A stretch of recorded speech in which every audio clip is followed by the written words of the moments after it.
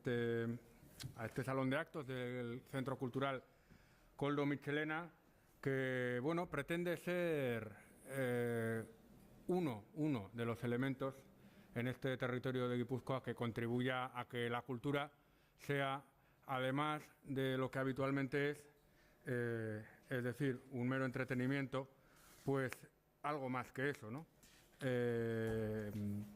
Un elemento sustancial para poder crear conciencias críticas y ciudadanos críticos y de alguna forma pues estos sean pilares de una sociedad libre. Bueno, yo no me voy a teorizar mucho porque tengo aquí a dos grandes profesionales, los dos catedráticos de Historia Contemporánea, que yo como historiador en excedencia y en pausa vital admiro profundamente, sobre todo porque además de una larguísima lista que no voy a reproducir aquí, de investigaciones que han realizado, coordinado, impulsado ambos, no solamente, pero sobre todo de la mano de la labor que realiza el Instituto de Historia Social Valentín de Foronda, en colaboración, pues entre otros, por ejemplo, con la Fundación Mariona India y otra serie de entidades y fundaciones que están más o menos en la línea en la que pretendemos ahondar con la presentación de estas publicaciones. No son las primeras. Hoy tenemos por partida doble una referencia al 50 aniversario del juicio de Burgos y otra sobre el atentado al presidente del Gobierno, Luis Carrero Blanco. Pretenden ahondar en lo que está ocurriendo y a lo que pretendemos salir al paso, y es al uso muchas veces torticero del pasado y de la historia para intereses políticos presentes y en muchos casos para, de manera artificial, reproducir pues algunos enfrentamientos que de ninguna de las formas se pueden extrapolar por el contexto histórico en el que se produjeron, pero que algunos pretenden utilizar en el presente. Como ya sé que esa es una de las principales líneas de investigación de los dos excelentes historiadores que tenemos aquí, pues bueno, el diálogo va a ir un poco, o va a girar en torno a estas cuestiones. Así que no voy a hacer una presentación curricular de cada uno de ellos, porque creo que bueno, pues está sobradamente justificada su presencia aquí, además de... Bien, hoy presentamos una obra coral, que es una edición monográfica de la revista Gran Place que publica la Fundación Mariona India sobre los 50 años del proceso de Burgos, que se cumplieron el año 2020 y que, bueno, pues con diversos autores, entre los que coordinaba, cuya labor coordinaba, entre otros, Luis Castells, aquí presente, pues desde puntos de vista diversos pretendían pues tanto fotografiar el momento del proceso como sus consecuencias, como cómo se puede hacer una lectura presente de lo que ocurrió y de todo lo demás que vino después. El libro de Antonio Rivera, sin embargo, es como una especie de anatomía de un instante, que creo que el encargo fue ese, además, porque la colección también son pues días concretos, jornadas concretas de la historia de España que luego han tenido una repercusión mucho más allá de un único día, pues como este del 20 de diciembre del 73, 23 de febrero del 81, 18 de julio del 36, etcétera, etcétera, y que, bueno, pues de lo que ocurre en un día concreto se extrapola un cambio de proceso, un cambio de paradigma, o al menos una piedra angular de los cambios de proceso histórico. Bueno, yo no me voy a enrollar mucho más porque no soy el protagonista hoy. Sí quiero poner en valor el hecho de que estéis también vosotros, gran parte del público, que puede aportar un diálogo interesante sobre estas dos cuestiones: el proceso de Burgos a sus 50 años, el atentado de Carrero Blanco, sobre el paradigma también, que hablaremos ahora de lo que ha supuesto como mitos fundacionales de la violencia de ETA en Euskadi y en la historia de España. Yo creo que los dos son seguramente las dos raíces principales de ese mito fundacional de ETA como movimiento de liberación, como movimiento antifranquista, que no deja de ser un mito, pero están construidos básicamente, no solo, pero sobre estos dos acontecimientos, el juicio de Burgos y el atentado al presidente del Gobierno, almirante Carrero Blanco. Bien, otra de las cuestiones tangenciales que trataremos será el diálogo entre memoria e historia, y como aquí veo mucha gente que puede tener memoria viva de lo que vamos a hablar, pues será un diálogo interesante entre el historiador y la persona que lo ha vivido, y que, bueno, pues siempre hay un diálogo ahí interesante, ¿no? Había apuntado aquí una para el diálogo posterior, pero lo puedo lanzar ahora también. ¿Cuál es la relación entre memoria e historia? Respondía Todorov, que ha tratado esta cuestión pues profundamente y de manera, creo que muy eficaz, que, bueno, de alguna forma la memoria es un rincón minúsculo del mundo de la historia, pero que nos puede conmover como la historia no nos conmueve, ¿no? Bien, bueno, vamos a empezar, si os parece, un poco el diálogo con los dos protagonistas de manera un poco más superficial, y luego iremos un poco ahondando. A ver qué tengo aquí apuntado. Bueno, cualquiera de los dos, como queráis. Antonio, tú mismo. Sobre el contexto, ¿cómo era la sociedad española del año...? Bueno, vamos a empezar por el proceso de Burgos, que es un poco anterior, si os parece. ¿Cómo era la sociedad española y la vasca, en este caso, en 1970? ¿En qué situación se encontraba el régimen franquista? ¿Y cuál era la ETA de 1970? ¿Y cómo se transita un poco sobre alguna cuestión que me acuerdo, apunté yo aquí de ese silencio al mito? Cómo hay una generación de gente joven que responde de una manera al régimen en la que seguramente el régimen no esperaba, ¿no? No se esperaba una respuesta tan, pues, con esa insolencia juvenil en muchos casos, ¿no? Las imágenes del juicio de Burgos, esa respuesta tan fresca a unos militares que francamente igual no se lo esperaban. Bueno, ¿cómo era el contexto de la España, del régimen, del momento? ¿En qué momento se encuentra el régimen? ¿En qué momento se encuentra España? ¿En qué momento se encuentra Euskadi? ¿Qué ETA es la de 1970? Y luego, si te parece, Antonio, hacemos lo mismo con el año 73, que han cambiado algunas cosas, otras no. El régimen perdura aún, más decrépito si cabe que 3 años antes. El dictador está más enfermo. En fin, parece que su relevo natural era el almirante Carrero Blanco, o al menos uno de los posibles, y el atentado corta eso de raíz. ETA no es la misma del año 70, ya tiene todo, digamos, todo lo que se ha construido a nivel internacional en torno al juicio de Burgos, el apoyo a los procesados, todo eso. Y si os parece, hacemos un salto 70-73 del contexto un poco y empezamos. Perdón por el rollo.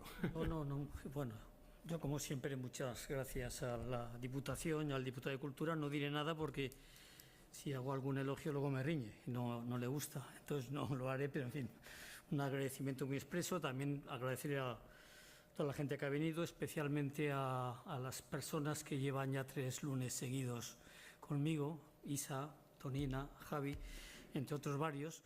Muchas gracias también, pues no solamente es hoy, sino que son ya lunes seguidos, lo cual, en fin, agradezco todavía mucho más. Bueno, las preguntas que planteas yo creo que son preguntas pues muy importantes, sustanciales, que de hecho llevaría 1 hora y pico contestarlas. Entonces voy a intentar resumir en lo que pueda y de paso darle pie a Antonio también para que pueda abordar también lo que opine sobre estos temas. ¿Cómo era la sociedad vasca y española? Pues era una sociedad, hablamos de los años 70 o década de los 60, que había cambiado en todos los sentidos de una forma muy acusada, ¿no? En fin, ya es conocido, a partir del Plan de Estabilización del año 59, España tiene un desarrollo industrial muy importante, cambia la sociedad, cambia de una manera muy acusada. En el caso del País Vasco esa transformación todavía es más intensa, hay un proceso de enriquecimiento muy importante. Son las provincias vascas las provincias que van a tener esa aceleración y ese desarrollo de una manera más intensa. Eso, como digo, significa transformaciones sociales muy significativas. En el caso del País Vasco va a haber un proceso migratorio muy importante. Y en ese sentido yo sí quería establecer, y no me quiero extender mucho, pero 2 momentos históricos que tienen una cierta similitud. Lo que va a ser el País Vasco de fines del 19, en este caso sobre todo en lo que afectaría a Vizcaya y Guipúzcoa, también con un proceso de industrialización muy significativo y, por lo tanto, con un proceso migratorio de mano de obra que tenía que atenderse por proceso industrial, lo cual va a originar unas reacciones políticas y sociales muy acusadas. Es decir, este es el momento dentro de ese proceso. Esto lo explicó ya hace muchos años una persona que algunos queremos mucho, como era José Ramón Recalde. que en ese proceso de, digamos, desaparición de una sociedad lo que se van a producir son reacciones contra ese, digamos, avance de lo que podía ser, lo que podíamos definir como la modernidad. Y así va a surgir el Partido Socialista, pero sobre todo va a surgir el Partido Nacionalista Vasco. Bueno, en el caso de lo que estamos hablando, años 60, la situación va a ser bastante similar. Dentro de este número, yo creo que unas cosas que se hablaba era, digamos, el choque entre el etnos y el demos. Es decir, el etnos quiere decir los componentes étnicos que había, y el demos sería, digamos, el pueblo, las transformaciones que se estaban produciendo. Y como también, al igual que había ocurrido a fines del XIX y principios del XX, hay ciertos colectivos, digamos, muy afirmados en torno a una cierta idea étnica, que viven esta idea de una cierta desaparición, ¿no? La idea de la pérdida, que es una cosa también que es muy importante para entender aquel momento, es decir, cómo se está perdiendo lo que es la sociedad vasca, y por lo tanto esto va a originar también reacciones, ¿no? ETA es del 59, pero en fin, en definitiva estamos hablando también de un nuevo contexto, bueno, en el cual se va a producir todos los hechos que estamos hablando. Sí me gustaría destacar en lo que me comentas una cosa que suele subrayarse bastante por parte, por ejemplo, de autores como Edoy Estornés, que era, sin embargo, la pervivencia de un franquismo sociológico, no digo en España, sino también en el País Vasco. Previamente, repasando el libro de Edoy Estornés, que es un libro magnífico, y es como todavía en 1967, Franco tiene una buena acogida en San Sebastián. A partir del 68 las cosas cambian, y cambian de una manera intensa, pero como, sin embargo, digamos, todavía el franquismo sociológico en el País Vasco sigue siendo operativo y sigue siendo consistente.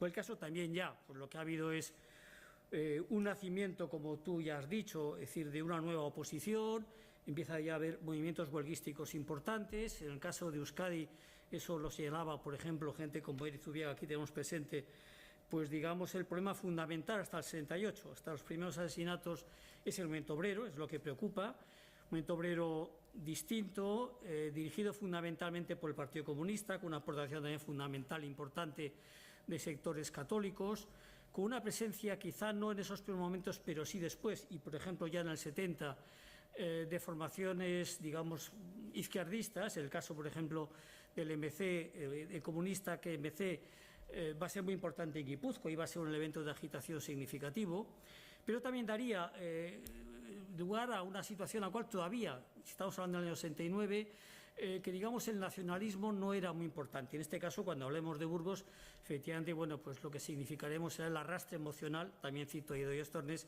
que va a originar Burgos en el sentido de extender un cierto pensamiento, algo que en algún momento comentaba con Ignacio Latierro, aquí presente un poco las repercusiones que va a tener. Muy brevemente, ¿cómo se encontraba el régimen? Pues el régimen se encontraba en situación ya, y esto va a tener una incidencia muy importante en el juicio de Burgos, en una situación de fortaleza y crisis. Digo fortaleza en el sentido que el aparato del Estado es un aparato fuerte, por eso, de alguna forma, será la transición que se hace, pero de crisis en el sentido de que ya las fuerzas del franquismo están viendo la idea, bueno, cuando un Franco desaparezca, ¿qué va a pasar? Y por lo tanto, lo que hay ya son distintos proyectos en conflicto dentro del propio régimen. Es decir, no en vano, en el 69 hay una gran crisis, la crisis de Matesa, que significa el enfrentamiento entre la línea azul y los tecnócratas. Franco la resuelve quitando a unos y a otros, entre otros quitando a Fraga Iribarne, que había alentado la publicidad de ese hecho, pero con una fuerza todavía importante del sector tecnócrata a través de la figura, entre otros varios, de López Rodó. Por lo tanto, es decir, situación, digamos, de conflicto, de tensión entre ellos, en el sentido que están ya viendo cómo tiene que ser ese proceso de cambio cuando no esté Franco. Esto va a tener una incidencia muy importante en lo que va a ser la resolución de las sentencias de penas de muerte. Luego hablaré sobre ello, por lo tanto no lo abordo. Y lo que la última pregunta, y también ya me estoy extendiendo, perdón Antonio, la ETA del 70 es un caos ideológico. Creo que cojo la idea o la frase algo parecida que tiene Mario Neindía. Es una situación, digamos, de crisis interna, crisis del punto de vista de caídas masivas, de desconcierto ideológico, digamos, de triunfo de una de las líneas que va a ser la línea de ETA sexta, que luego derivará en el trotskismo, pero es una situación, en definitiva, digamos, de debilidad orgánica. Es decir, es un momento en que ETA, es una de las paradojas del juicio de Burgos, de debilidad de ETA, de debilidad de alguna forma de lo que representa desde el punto de vista orgánico, y desde el punto de vista ideológico, del punto de vista partidista, de un desconcierto absoluto. Lo dejamos así y luego yo en todo caso podremos ir entrando. Muy bien, Antonio. No sé si en 3 años hay mucho cambio, poco cambio o algún cambio, ¿no? Sobre todo lo más importante es que el 20 de diciembre del 73 hizo un frío del demonio. Por lo menos en Vitoria. Quizás en Donosti, que estáis mucho más adecuados a una inclemencia más moderada, pues quizás no fuera tanto, ¿no? Pero yo siempre recuerdo que mi abuela para esa Nochebuena tenía prevista una gallina que tenía en el balcón para la sopa correspondiente, y aquella pobre mujer, la gallina, no mi abuela, falleció congelada en Vitoria con algo así como 20 bajo cero, que yo siempre he supuesto que era una cantidad mítica, como dicen los jóvenes ahora, pero vamos, que hizo mucho frío, ¿no? Y yo tenía 13 años, con lo cual en este asunto de la memoria y la historia no tengo nada que aportar, afortunadamente por la primera, pero sí más o menos por la segunda, aunque ya iremos viendo, ¿no? Claro, digo que hacía mucho frío y que eso es lo importante porque, en definitiva, la originalidad y la idea de esta colección de siete impresiones o de 7 libros de la España del siglo XX tiene que ver con cómo construir o cómo reconstruir en torno a un ejercicio de microhistoria, en torno a lo que pasó un día muy importante, cuál era el escenario, cuál era la situación que vivía, pues nada menos que el conjunto de un país, ¿no? Entonces, bueno, cuando uno le plantean esa cuestión, en mi caso, primero tiene que resolver una cosa muy rápida, y es el hecho importante, y es que lo que sabemos del atentado contra Carrero hoy es básicamente lo que sabíamos hace 10 o quizás hasta 20 años. Es decir, lo sustancial del relato, de la narración del atentado, ya es un argumento canónico que no se discute nada. Se ha podido acceder a las 3.000 páginas del expediente, y eso no ha generado una información sustantiva que nos dé lugar a una interpretación de los hechos y de la naturaleza de los hechos diferente. Se han desvelado gran cantidad de documentación, pues, de los servicios de inteligencia norteamericanos, y eso tampoco ha despejado en absoluto, todo lo contrario, pues la sospecha continua de hasta qué punto hubo alguna mano superior más allá del comando Chiquía actuando en aquella calle de Claudio Coello. Es decir, bueno, básicamente lo que sabemos del atentado es básicamente lo que sabíamos ya, ¿no? Por lo tanto, había que dedicarse más al escenario, al panorama, al decorado, ¿no? Que es un poco de lo que tratan estas 200 páginas que yo formulo. Y en ese sentido sí que se cuenta un poco lo que ha transitado, lo que ha cambiado, más que la sociedad española en su conjunto, que eso ya lo vamos a ver, por lo menos algunos agentes importantes que tienen un papel muy significativo en esta pequeña historia. Nos vamos a dedicar simplemente a entretenernos con un par de ellos, simplemente para esta pequeña intervención inicial, ¿no? 2 católicos profundos, ¿no? Un católico que a punto ha estado de recibir ya las órdenes benedictinas, que ha pasado más de media docena de años en la orden, y que las circunstancias de la vida pues le colocan al frente de una organización que todavía no es tan importante como pensamos, que es la organización ETA, que ha salido de la profundísima crisis del proceso de Burgos, y que en estos instantes pues se está recomponiendo, y se está recomponiendo a través de una amalgama que, si antes hablaba Luis de caos, a la altura del 73 estamos ya hablando de un caos superlativo, pero de un caos de un caos productivo a la vez, ¿no? Porque ETA es una organización que viene de un prestigio extraordinario adquirido precisamente en la rentabilización de toda la movilización en torno al proceso de Burgos, y que de la mano de este católico acendrado como es Chiquía, no sé si le había presentado, sí, Chiquía, lo que hace es incorporar a la organización en una vorágine de activismo realmente extraordinario, ¿no? Que deja estupefacto incluso al que le pasa el testigo en ese momento, que es Juanjo Echave, precisamente después del acto del secuestro del cónsul en San Sebastián Bail, ¿no? Chiquía introduce un gran activismo, como digo, en los meses del año 72 y en los primeros meses del 73, hasta su muerte en la primavera, en la Semana Santa precisamente de ese año. Y Chiquía es un personaje sustancial porque Chiquía es un poco la eminencia gris de ETA.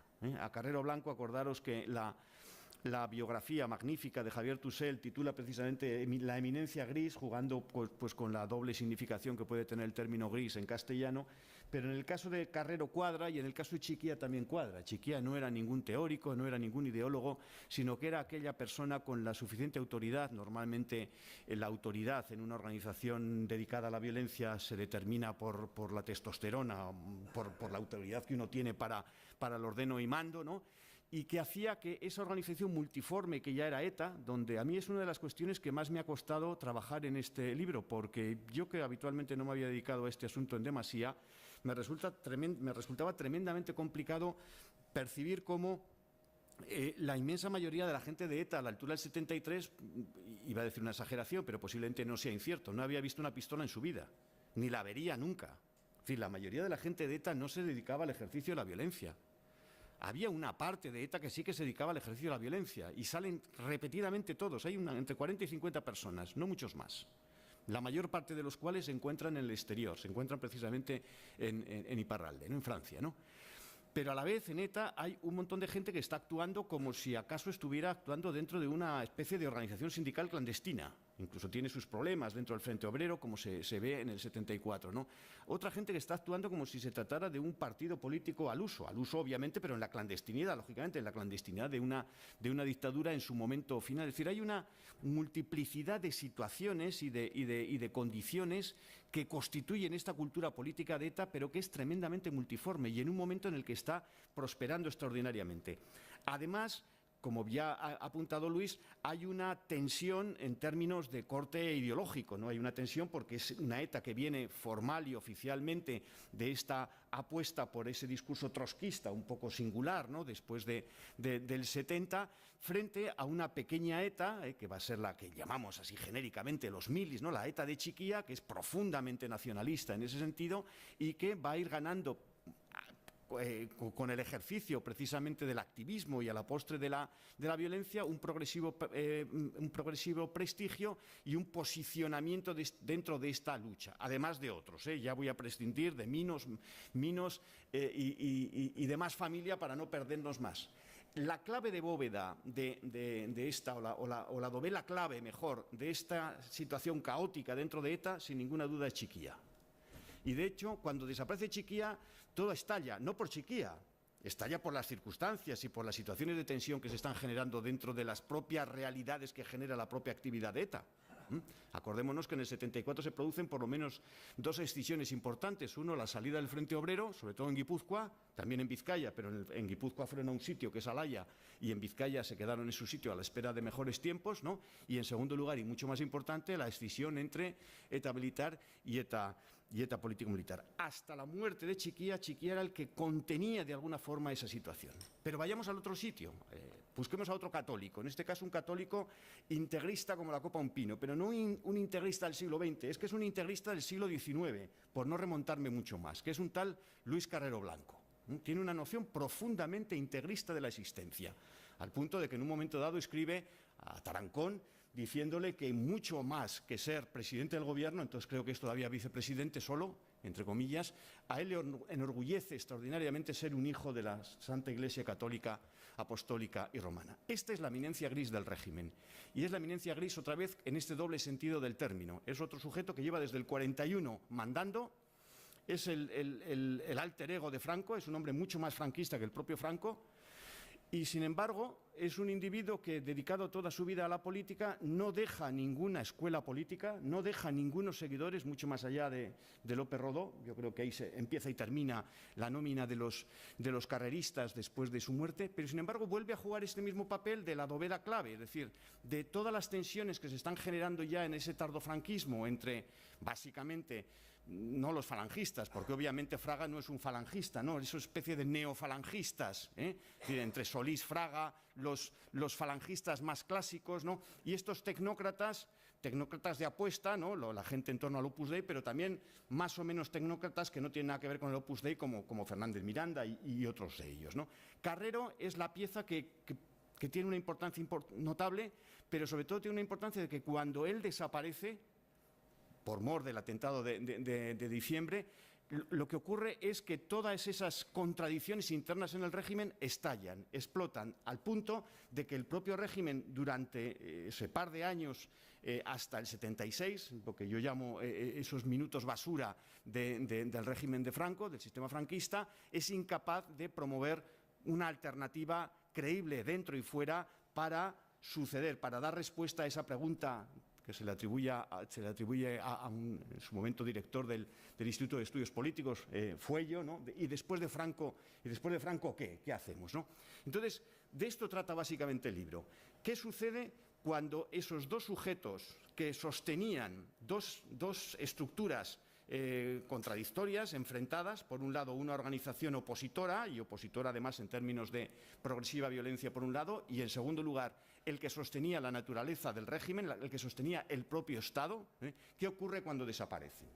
Y cuando desaparecen va a dar lugar efectivamente a una nueva situación, yo creo que realmente incontrolada por parte de los dos agentes, tan incontrolada por parte de ETA como tan incontrolada por parte del propio gobierno, del propio Estado franquista en ese momento, pero sí que van a generar una situación radicalmente contraria, al punto de que lo que ocurre después de 1973, es decir, ya a partir de enero del 74, con la llegada al gobierno de Carlos Arias Navarro, desde luego ya definitivamente no tiene absolutamente nada que ver con lo que habíamos visto en el 70. Estamos de pies y manos metidos en el sprint final, en el punto final de eso que hemos llamado el tardofranquismo.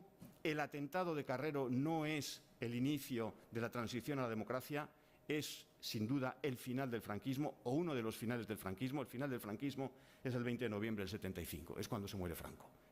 Pero desde luego sí que es la confirmación de que el sistema franquista tenía pocas posibilidades de renovarse a sí mismo con su propio material humano, vamos a decirlo de esa manera, ¿no? Termino.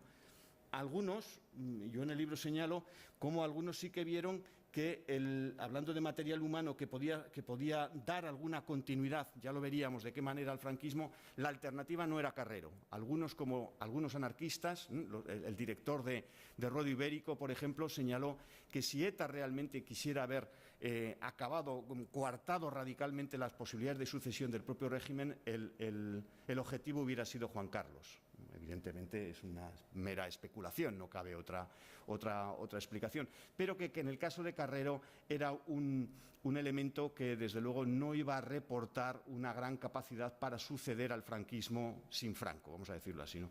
De alguna manera la historiografía al uso, la historiografía más mayoritaria, sí que ha venido a plantear que efectivamente la desaparición de Carrero no inicia un proceso hacia una transición, en este caso hacia la democracia en absoluto, y que con su presencia o con su ausencia las cosas no iban a ser sustancialmente muy diferentes, ¿no? Yo, si me permites, Arcaiz, digo, porque es que si no queda un poco cojo cuando me has dicho 70 y he entrado en el 70 ya diciendo es un caos ideológico. Bueno, la historia de ETA, en principio, sobre todo en estos años, tiene todo menos que sea una historia lineal. Es una historia llena de contradicciones, de pugnas internas, de escisiones, de divisiones, de planteamientos ideológicos muy importantes. Yo creo que hay dos momentos que son muy significativos. Es los años 66-67, con una escisión que va a dar lugar a Etaberri, en la cual, bueno, pues digamos, la oficina política encabezada por Patxi Iturrioz es descabezada y va a quedar la opción nacionalista, es decir, con la opción minoritaria, pero luego acaba siendo mayoritaria, que es la opción de la versión más nacionalista. Pero hay un debate muy profundo, en la cual efectivamente hay sectores que cuestionan, digamos, el componente nacionalista como elemento sustancial e incluso pues una cierta cuestionamiento de lo que pueden ser las vías de la violencia. Dentro de esta situación, evidentemente, en la historia de ETA, un hito que marca un antes y un después es el 78, es decir, ya cuando efectivamente no solamente se habla de lucha armada, que es una cosa también que podemos hablar, el tema de las culturas políticas de la violencia, que está bastante extendido en aquellos años, pero efectivamente ya da el salto y hay asesinatos, ya evidentemente implica una situación que miembros destacados de ETA, me estoy acordando de Zurmendi, por ejemplo, dicen, bueno, qué desastre, porque esto efectivamente ya este asesinato nos lleva a una senda. Y a pesar de esta senda, sin embargo, en el 70 se vuelve a reproducir un intensísimo debate otra vez, no en los mismos términos, pero parecidos que los que había habido en los años 66 y 67, en el sentido otra vez del cuestionamiento del nacionalismo, de mayor énfasis en los temas de clase, ya sí cierto cuestionamiento, no abierto, pero sí cierto cuestionamiento de lo que es la violencia, y todo eso se va a plasmar precisamente en agosto del 70, en la sexta asamblea, en la cual pues va a triunfar dentro de una asamblea absolutamente caótica, en la cual pues uno de los que más había influido, digo porque es una persona conocida, periodista hoy en día, bueno, hace ya mucho tiempo afamado, Pachunzueta, había sido muy influyente, había escrito un texto, Carta a los Macos, que va a servir como elemento de referencia, y sin embargo no está en el nuevo Vilcher Chipía por razones, digamos, de enfrentamiento personal. Pero por lo tanto es también un momento de enfrentamiento. ¿Qué ocurre? Bueno, lo ha explicado ya perfectamente Antonio, ¿no? El 71, efectivamente, pues esta Chiquía, está Mujicarregui, está Mujicarregui, también un refuerzo de lo que es esta a través de Egui y Batasuna, es decir, gentes de Egui que se van a integrar en ETA, y lo que se destaca es, digamos, por un intenso activismo, en fin, lo que ha comentado Antonio, con la figura clave de Chiquía hasta el 73, que es abatido, y entonces ya efectivamente entramos en una nueva línea, en la cual también hay más elementos. Sigue habiendo una cierta idea de una especie de movimientos de liberación nacional, una cierta integración también de componentes de clase, que lleva algunos elementos de Burgos a, digamos, a reincorporarse, porque ya hablaremos. Burgos, en definitiva, apoya lo que es la línea de la sexta asamblea, los encausados o todos los presos que están en aquel momento en la cárcel de Burgos, y luego hay gente, sin embargo, que, bueno, visto la línea que va tomando ETA Sexta, se marcha y vuelve otra vez a integrarse en lo que se llamaba en su momento ETA Quinta, que enseguida pasa a ser ya ETA. Por lo tanto, quiero con esto significar que no es tampoco una historia de principio, estamos matando, somos nacionalistas. No, hay un debate, como era muy normal en aquellos años. Yo creo que estas son las dos grandes decisiones. Luego es verdad, pues que está lo del Haya, etcétera.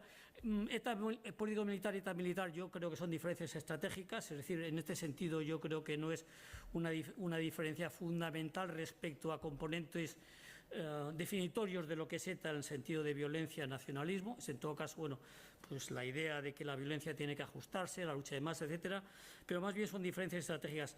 Simplemente recalcar esto, es decir, para que luego nos podamos situar en lo que es ETA en 1970 y ETA diciembre y juicio de Burgos. Muy bien. Y hay bueno, dos gracias, momentos. Gracias a los dos. Y hay dos momentos importantes en que ETA está a punto de desaparecer y algo le salva la vida. Y sigue siendo siempre el mismo argumento, ¿no?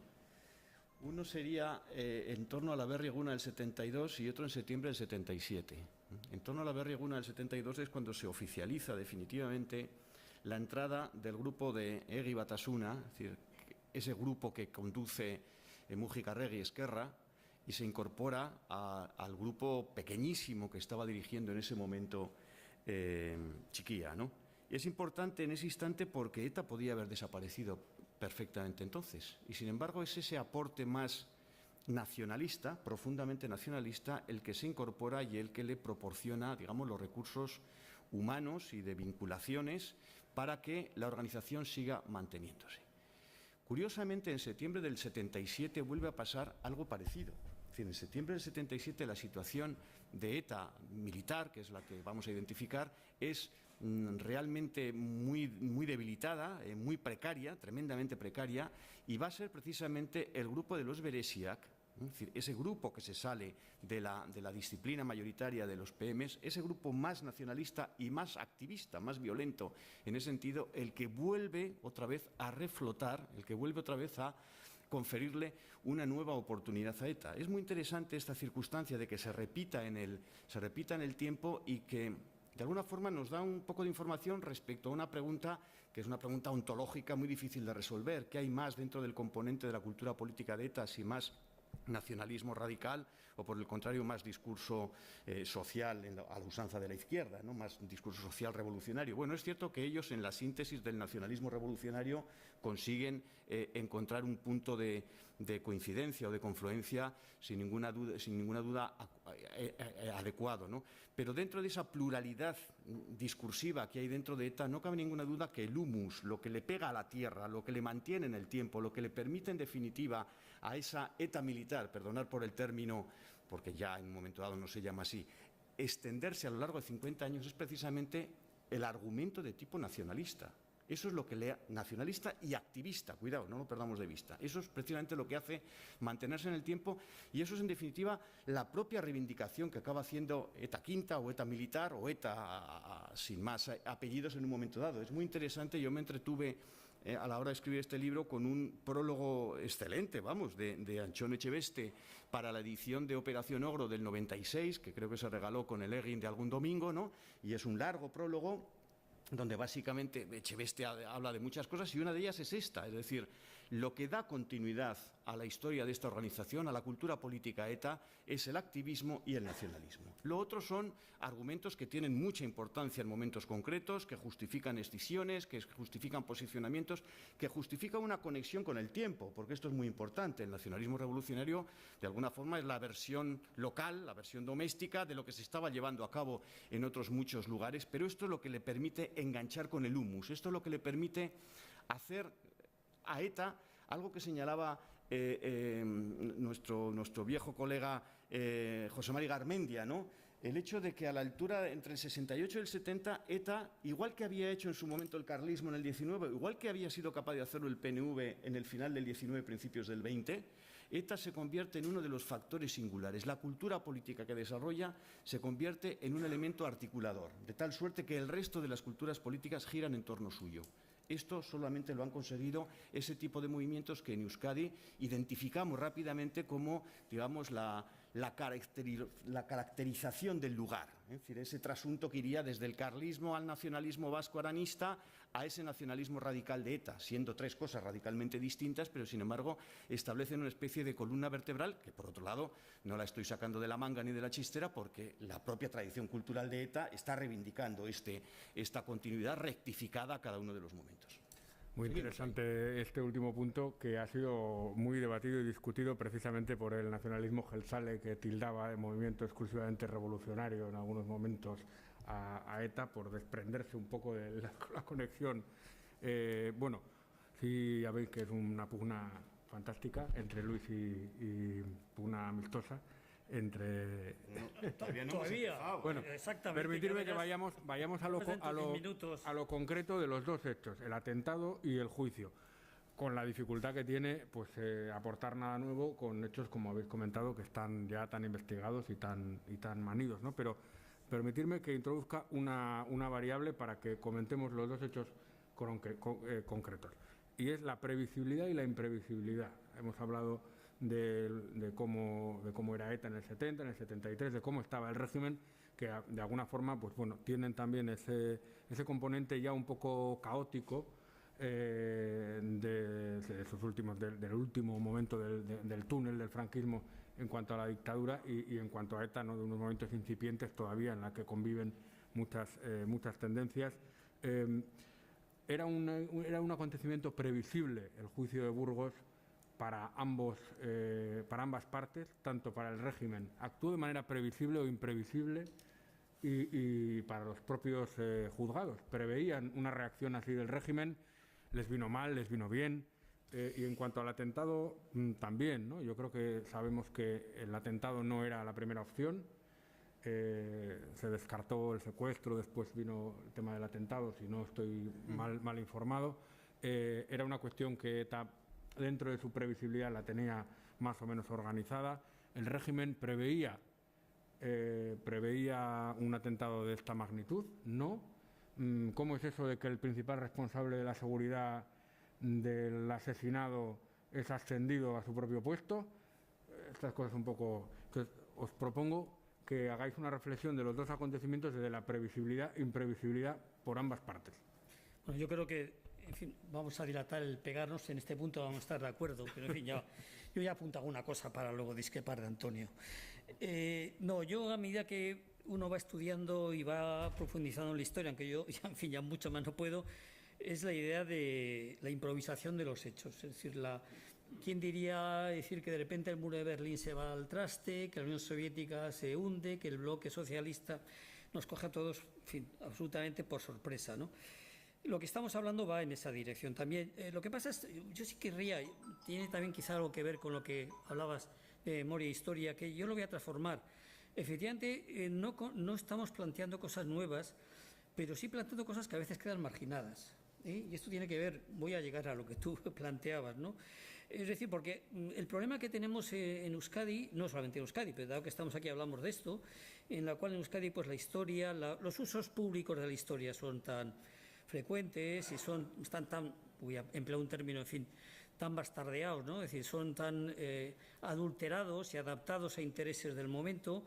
Claro, la versión de Burgos, pues en fin, si uno leía yo leía la prensa y tal, pues yo qué sé, Bildu sacó carteles en la cual decía tal, estaremos y estáis y os recordaremos, es decir, apropiándose del hecho y dando una versión determinada. Y de hecho publicaron cosas, un historiador oficial de este sector pues publicó su libro, etcétera, siempre obviando cosas, ¿no? Porque yo, por ejemplo, pues leía incluso en texto de aquel tiempo y ahora, ¿no? El Estado español, sediento de sangre, quería...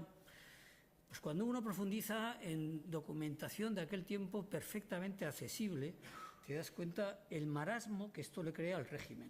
El marasmo que esto le crea al régimen. Le crea al régimen dentro del gobierno y le crea a los aparatos del Estado, porque tampoco el ejército es unánime. En aquel momento hay, digamos, una situación, ese, digamos, descontento se refleja en el propio ejército, que se manifiesta. Pero quiero decir, salía hace poco, ¿no? Lo recogía Luis Rodríguez en El País, a través de una publicación que había hecho Gaisca Fernández de Villa.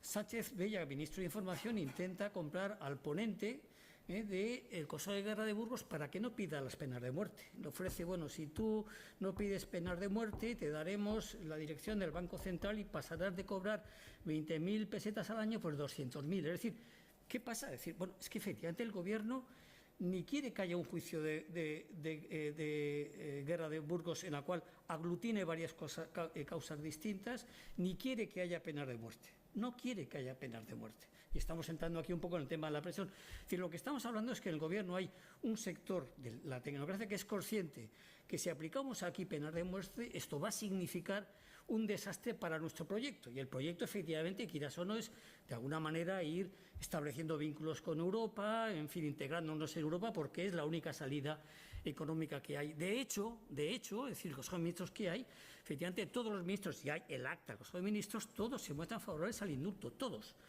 incluido Carrero Blanco también, Pero esto no solamente pasa en el Ejecutivo, sino pasa también en el Ejército. Hay sectores del Ejército que son contrarios a la aplicación de la pena de muerte. Primero, son contrarios a que en vez de acudir a la justicia ordinaria tenga que ser un consejo de guerra, lo cual responsabiliza al Ejército con la incomodidad que eso crea.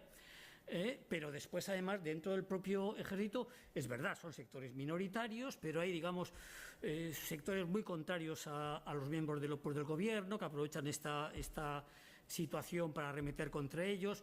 La gran manifestación que hay en Plaza de Oriente apoyando a Franco, hay sectores que critican desde el público al Opus Dei. Es decir, es una situación de mucha tensión. Se recogía, por ejemplo, ¿no? Pues como las fuentes del Foreign Office decían, los ministros, el Gobierno está desconcertado, están temerosos. Bueno, hay informes de Secretaría de Estado de Estados Unidos que dicen mal, pero controlaban, lógicamente controlaban. Por lo tanto, es decir, es una situación que les llena de zozobra. Perdona, Luis, ¿quién decide entonces hacer un juicio público? ¿Con medios de comunicación? Público decide en el sentido de que al haber sacerdotes hay una petición del clero diciendo como hay sacerdotes tiene que ser un juicio público.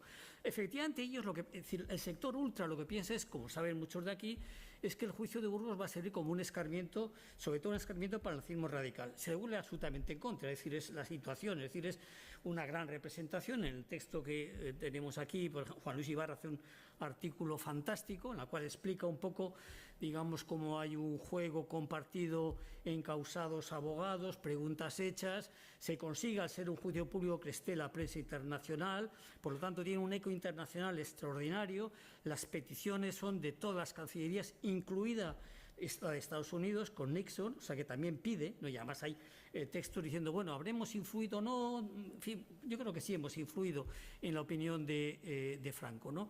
Quiero decir que en ese sentido es por aparte, bueno, hay esa pugna, entonces están los sectores más ultras que efectivamente dicen vamos a hacer un hecho ejemplar que sirva para el futuro y se les vuelve absolutamente en contra. Y es también absolutamente, esto, en fin, claro, yo lo comentaba ya con Teo Uriarte, ¿no? Como gente que ellos no se esperaba en absoluto la reacción que iba a haber. Antes, claro, cuando decíamos, ¿cómo es la sociedad del 70? La sociedad del 70 es una sociedad en España, en el País Vasco, en la cual hay una, en fin, esto es una tesis muy estructuralista, que yo no soy muy partidario de decir, una absoluta distorsión entre lo que es el cambio de la sociedad, entre lo que ha evolucionado la sociedad y lo que son las estructuras políticas e ideológicas, que hay efectivamente un choque absoluto. Entonces, claro, ha habido una nueva generación en el movimiento obrero, en estudiantes, ya cada vez el movimiento estudiantil es más mayor, y eso efectivamente, bueno, pues este elemento lo que va a provocar es una reacción contra la dictadura, que por otra parte los encausados de Burgos, con Mario Neidía, con Larena como principales ideólogos, lo que plantea es una lucha contra la dictadura fundamentalmente, ¿eh? Y de hecho por eso van, digamos, los abogados que están, que efectivamente es, digamos, un elenco de distintas formaciones políticas en España. Y en ese sentido es efectivamente un elemento que coge por sorpresa en la reacción que tiene al régimen, aunque el régimen, digamos, el gobierno o una parte del régimen no quiere que se haga ese juicio de Burgos, no quiere que se pidan las penas de muerte, porque si efectivamente se ejecutan es el desastre mayor que les puede, o es un retroceso respecto a lo que ellos querían de mirar hacia Europa, de ir a un proceso de integración. No hablo de democratización, o sea, es otra cosa distinta, pero efectivamente, bueno, pues estamos hablando de circunstancias que yo creo que no eran previsibles. Aquí habrá gente que quizá luego me lo pueda rebatir, pero ni siquiera, para mí, el elemento más llamativo es cómo después de esto, efectivamente, ETA renace absolutamente, pues, por toda la movilización que ha habido. La previsión y la contingencia, entonces, ¿no? Se puede establecer previo al acto y después del acto, ¿no? Veamos. Y además en los dos agentes, ¿no? El agente gubernamental previo al acto.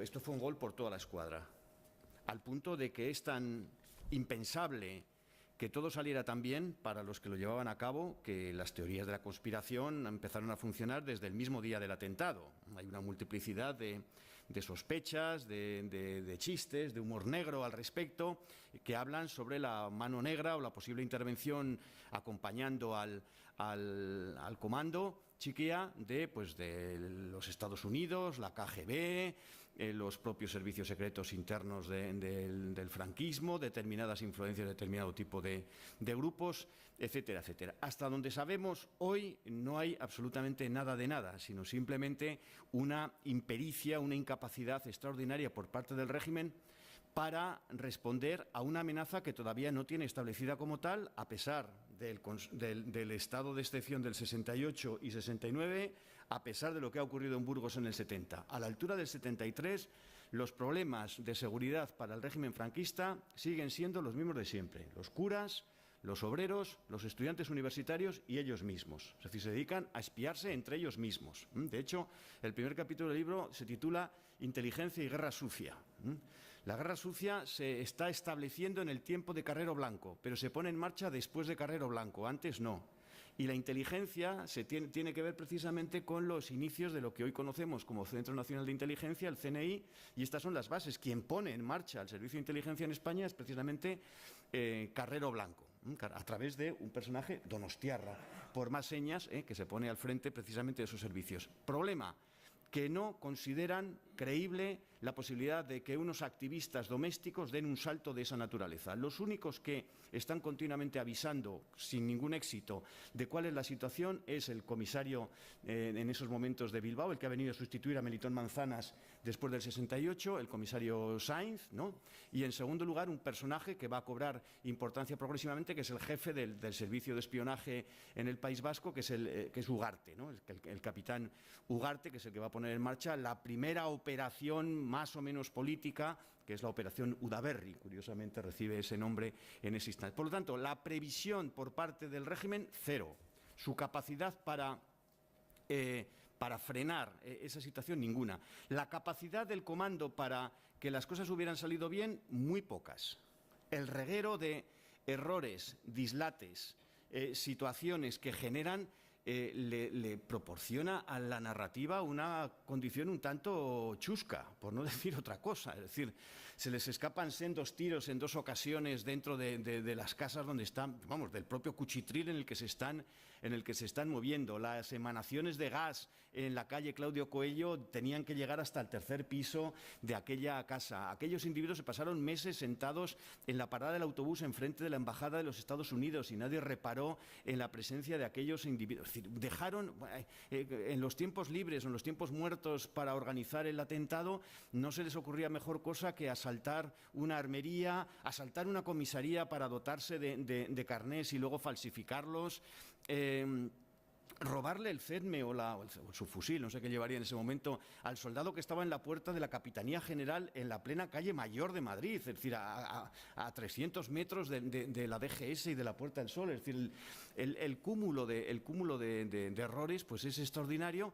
Por lo tanto, la contingencia en el caso concreto de la gente actuante es absoluta. Pero vayamos qué pasa a continuación. ¿Qué pasa a continuación con el propio régimen? ¿Qué pasa después del atentado? Pues lo ha dicho Arkaich ahora mismo. Es decir, en lugar de mandar a paseo al que se tenía que encargar, al ministro de Gobernación, Arias Navarro, que era el que tenía que precisamente como primera función proteger al presidente del Gobierno, lo único que hacen, por la influencia del lobby del Pardo, de la camarilla del Pardo, es ponerle como sucesor, ponerle al frente del propio Gobierno, algo absolutamente impensable. Pero sigamos con la imprevisión. Lo primero que hace Arias Navarro, el primer día que abre la boca después de los primeros días del Día de Reyes del 74, el 12 de febrero, es hacer un discurso poco menos que aperturista, poco menos no, sin ninguna duda aperturista, ofreciendo unas posibilidades extraordinarias. Lo que pasa es que entre el espíritu del 12 de febrero, la ejecución de Ainsworth y de Puig-Antich,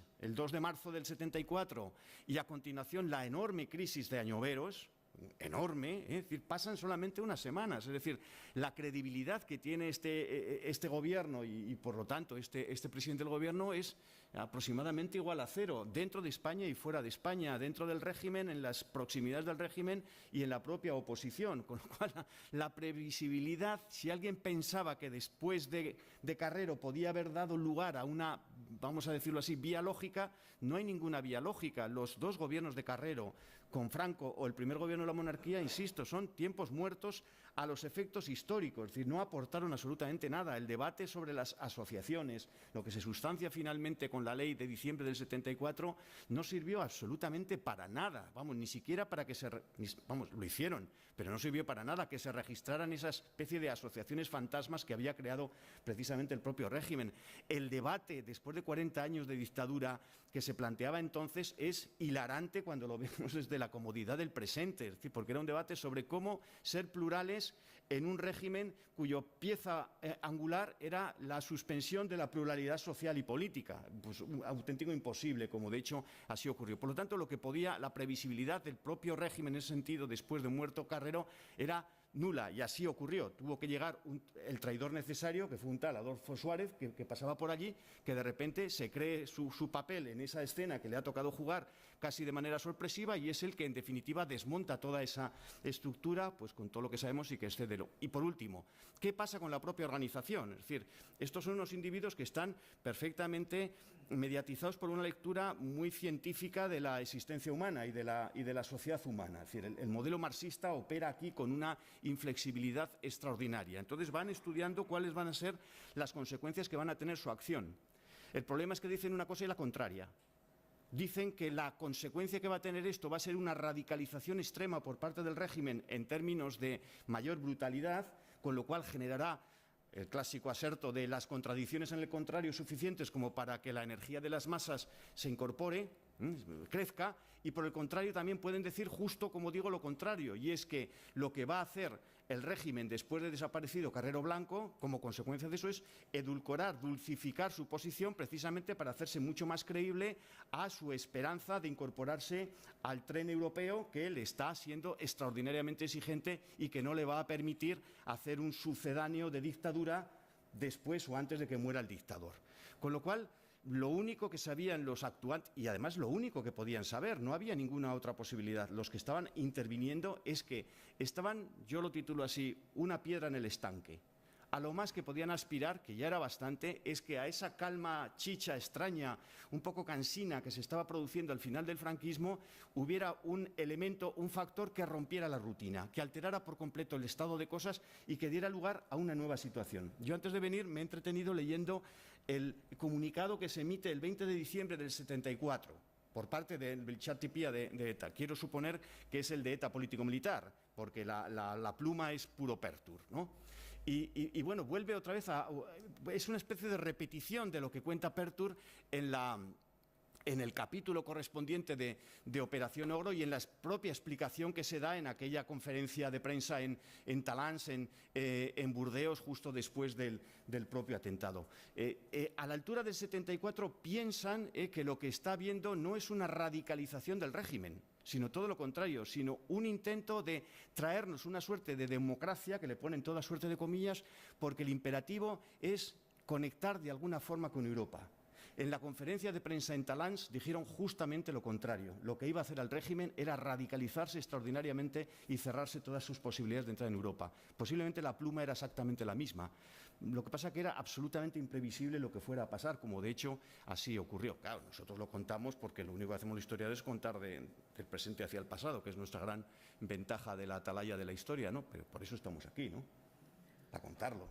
Bien. Bueno, vamos a dar un salto y poner otra pincelada desde otro punto de vista, porque podríamos estar un montón de tiempo, pero creo que seguro será enriquecedor que después hablamos un pequeño turno para que la gente pueda intervenir y debatir también y introducir algo que hemos comentado al principio, y es el papel que juegan estos dos acontecimientos como mitos fundacionales de ETA, como movimiento de liberación, como movimiento antifranquista, que bueno, pues arrastra toda esa simpatía en España y en el extranjero, y que después en Euskadi pues ha sido tan difícil de combatir y de poner en su justo término como violencia terrorista y con una raíz terriblemente totalitaria, ¿no? ¿Qué papel juegan estos dos acontecimientos? ¿Cómo han evolucionado los mitos de los dos acontecimientos con posterioridad? ¿Cómo han ido envejeciendo de alguna manera? Y a la vez cómo se han podido desmontar. Y por introducir un matiz un poco más teórico que tiene que ver con la memoria y su diálogo con la historia, bueno, pues cómo se articulan estos mitos que anidan seguramente en la memoria y no en la historia, porque la historia con el rigor pretende combatirlos, cómo en la sociedad actual de la Euskadi del 2021, en qué momento estamos, ¿no? Es decir, qué papel juegan en el inicio, cómo envejecen, cómo evolucionan y hoy en día qué queda de eso y cómo ha costado ese camino.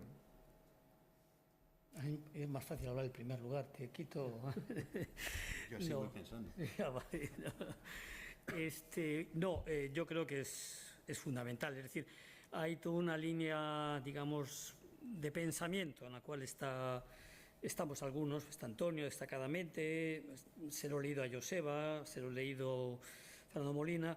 Digamos que hay una secuencia de hechos que van a ser elementos interpretados y utilizados por el mundo de ETA.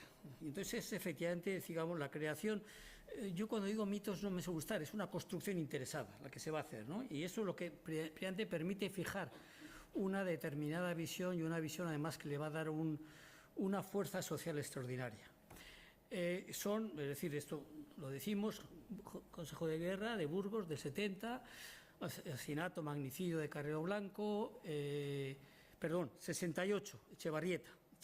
Vamos a empezar por el origen, Echevarrieta, que es el primer gran mito, del cual pues efectivamente ahora lo he querido rememorar, Burgos 70, Carrero y juicio del 75. Son los 4 grandes pilares sobre los cuales se hace una construcción determinada de lo que es ETA. Y yo en ese sentido creo que el juicio de Burgos es muy importante. Y es muy importante de forma contradictoria. No se ha dicho mucho, pero ahora sí lo voy a decir. Es decir, los encausados y los detenidos encarcelados en el penal de Burgos estaban en la línea de ETA sexta. Y así lo dicen. Sacan un manifiesto, es decir, que está recogido en esta publicación.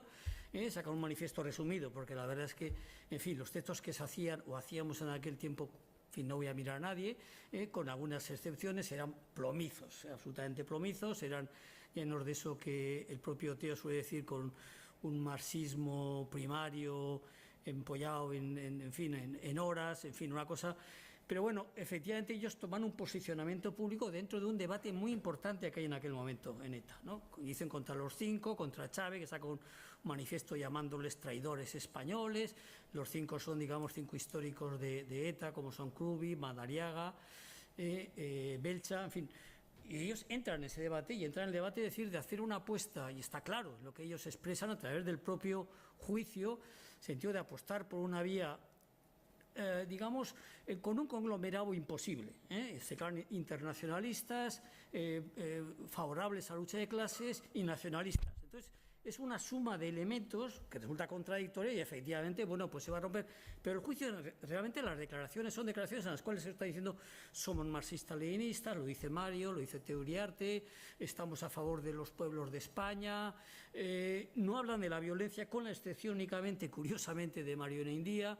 Es decir, es un discurso en el cual sobre todo se está haciendo hincapié en la ruptura con los planteamientos nacionalistas y en la afirmación de un componente de clase. Bien, es verdad que con una vertiente de movimiento de liberación nacional, el tema de Vietnam, el tema Argelia, etcétera. Ahora bien, lo que va a quedar es precisamente algo muy distinto de lo que se intenta proyectar de ese juicio. De ese juicio se intenta proyectar una serie de cosas y luego el recuerdo, es decir, los usos que se hace de ese pasado, es decir, no que haya envejecido, desgraciadamente no ha envejecido, es decir, lo que se ha hecho ha sido coger eso y apropiárselo de otra manera. Es decir, voy a ser más claro, es decir, cuando, por ejemplo, dentro del Boletín de Foronda decimos vamos a hacer un curso de verano sobre el juicio de Burgos, es porque si no, va a haber otros que sabemos quiénes son y que además han sacado publicaciones en las cuales van a dar una interpretación conforme a lo que ellos van a plantear. Yo dentro de eso estaría de acuerdo, es decir, con lo que dice Fernando Molina, como digo, en este texto. Él habla que Burgos es un acontecimiento de memoria nacional, es decir, es un hecho que marca la historia y que marca una cierta visión de lo que es ETA y que es además una visión que tiene mucho arraigo. Él señala algunos aspectos, por ejemplo, la idea de ETA como antifranquista, que no tiene ningún fundamento, pero que efectivamente además entre la izquierda española va a calar mucho y va a quedar como un elemento que va a estar permanentemente, digamos, pululando. La imagen de, digamos, el sacrificio. Estamos dispuestos a sacrificarnos, estamos dispuestos a entregarnos por la causa del pueblo y además un pueblo que no nos sigue. Y precisamente por eso ese pueblo lo que hace falta es que nos entreguemos. Esa idea del sacrificio, del martirologio. La idea, digamos, que en Euskadi se va a introducir, pero no solo, es decir, de ETA, que va a adquirir una notoriedad que de otra manera no había tenido. Y por último, y aquí es donde yo quería, no vamos a discutir porque tampoco, cuando decía el humus que decía, muy bien dicho Antonio, activismo, nacionalismo y violencia. De Burgos, a pesar de que no es el mensaje de Burgos, lo que queda como un elemento, digamos, fundamental de lo que a partir de entonces se entiende que es ETA y se entiende que es una actividad positiva, que hay que elogiar, que debe ser signo de admiración, es la violencia. Y la violencia queda a partir de esta interpretación que se hace, y a partir de lo que ocurre a partir del 71-73, con Mujica-Arregui, con Chiquilla, etcétera, como un elemento estructurante de lo que es ETA y como un elemento estructurante de lo que es una cierta identidad nacional. Y esto sí, yo sí creo que es un legado muy importante, no repito, de lo que querrían los encausados o los juzgados en el juicio de Burgos, pero sí va a ser la utilización y el aprovechamiento que se hace de ETA y la apropiación que se hace de ese fenómeno. Yo por eso, cuando planteamos esto, decía, bueno, vamos a ver como historiadores que somos en su complejidad. O sea, no estamos ni a favor ni en contra, ni hablamos de una ETA buena, una ETA mala. Si hay un término que me gustaba mucho, que es de López Achurra, en un texto breve pero magnífico, que hablaba en ETA de aquel tiempo como la introducción de la banalidad del mal. O sea, cómo a través de esta participación que hace toda la oposición en favor de que no sean condenados, que es en definitiva contra la dictadura, contra la represión, pero que ayuda a que ETA salga de esa crisis tan profunda, estamos introduciendo la banalidad del mal. Es verdad que hay algunos que son más responsables que otros, ¿no? Pero es una idea que me parecía interesante. Pues no cabe ninguna duda, siguiendo lo que estaba señalando Luis, que el cúmulo de legitimación que adquiere ETA va en ese tiempo que va desde 1970 hasta el 75 y que tiene 3 hitos fundamentales. El que estamos hablando ya, que es el proceso de Burgos, la respuesta al proceso de Burgos, ¿no?, la propia escenografía del proceso de Burgos. En segundo lugar, el exitoso atentado contra Carrero. Y en tercer lugar, el propio final de Franco, y antecedido por la respuesta a las últimas ejecuciones del régimen el 27 de septiembre de 1975. Digamos que en este lapso de tiempo se concentra un caudal de prestigio que no ha generado ETA, pero que va a rentabilizar en exclusiva ETA. Recordemos que el proceso de Burgos es el momento, como bien dice Javi Corcuera, donde se nacionaliza el antifranquismo en el País Vasco. El antifranquismo se convierte de alguna manera en nacional, vamos a decirlo así. Bien, esto es cierto, y de hecho, si salimos fuera del país, la referencia del atentado contra Carrero sigue siendo uno de los factores de prestigio, de capacidad más extraordinario que tiene ETA. Eso es indiscutible. Sin embargo, hay un pequeño problema, y es que no está tan claro que en la cultura política de ETA, desde el propio momento del propio atentado contra Carrero, tengan tan meridiano que esto es un argumento que tienen que blandir a mayor gloria de ellos mismos. Es decir, hay un elemento de una cierta contradicción. Hay un libro interesante, salió hace unos pocos años, que hablaba del atentado contra Carrero como un no lugar, como un no acontecimiento, siguiendo las tesis del sociólogo Paul Ogier, ¿no? Y es cierto que hay algo de eso. Es el propio Pertur en el 74 el que ya advierte esta dificultad. Quizás tengamos que esperar hasta el aniversario, el 50 aniversario, dentro de un par de años, para ver de qué manera se recuerda todo esto que estamos hablando y ver hasta qué punto es cierto esto que estoy planteando aquí. ¿Cuál sería la causa de esa falta de convicción por parte de la cultura política de ETA a la hora de reivindicar, más allá de lo supuesto, más allá de lo debido, este atentado del 20 de diciembre? Bueno, la incertidumbre del hecho de que hasta qué punto el atentado es final de franquismo e inicio de una situación hacia la democracia, de una transición hacia la democracia, que es la antítesis precisamente y que es aquello que no quería hacer ETA en ninguno de sus momentos. Yo parto de la tesis, y creo que en ese sentido me incorpora a la posición más canónica o más general de la historiografía española, y creo que lo he dicho antes, de que el 20 de diciembre no empieza la transición a la democracia en España. La transición a la democracia en España empieza con Adolfo Suárez después de su gobierno de julio del 76 y todo lo que empieza a ocurrir a partir de ese momento. Pero esta no es una percepción tan clara que tengan los dirigentes de ETA. Los dirigentes de ETA se van dando cuenta de que con su acción lo que han hecho ha sido imposibilitar una determinada continuidad ordenada del franquismo y dar lugar indirectamente, malgré lui, muy a pesar suyo, a una situación que es la antítesis de lo que ellos pretenden, que no es otra cosa que eso que llamamos ahora democracia liberal. Entonces le llamaban y le llamábamos democracia burguesa, directamente.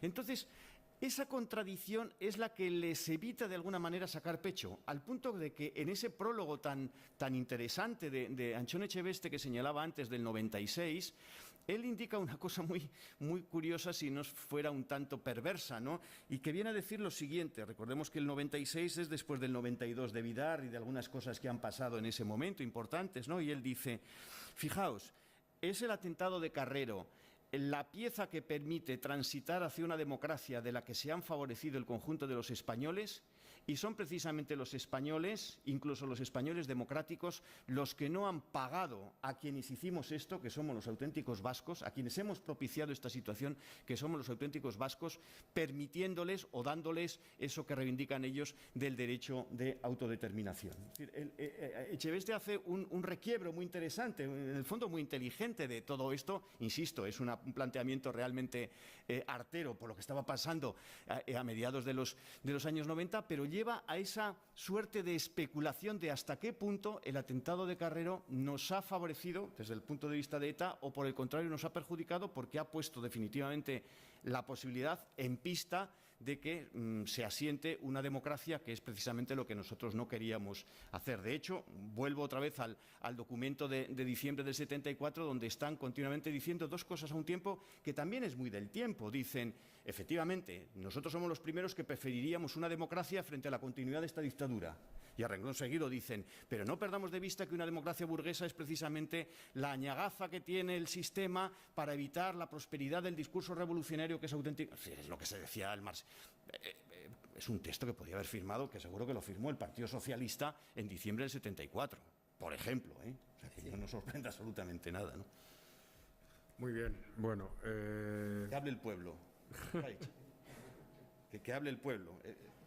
Eso es lo que iba a decir. Bueno, hemos transitado un poco del contexto a lo concreto y de lo concreto a lo teórico, y yo creo que ahora pues es el momento de que el tercer interlocutor podáis intervenir y apuntar cualquier cuestión que queráis interesante sobre lo que hemos comentado o sobre lo que han omitido.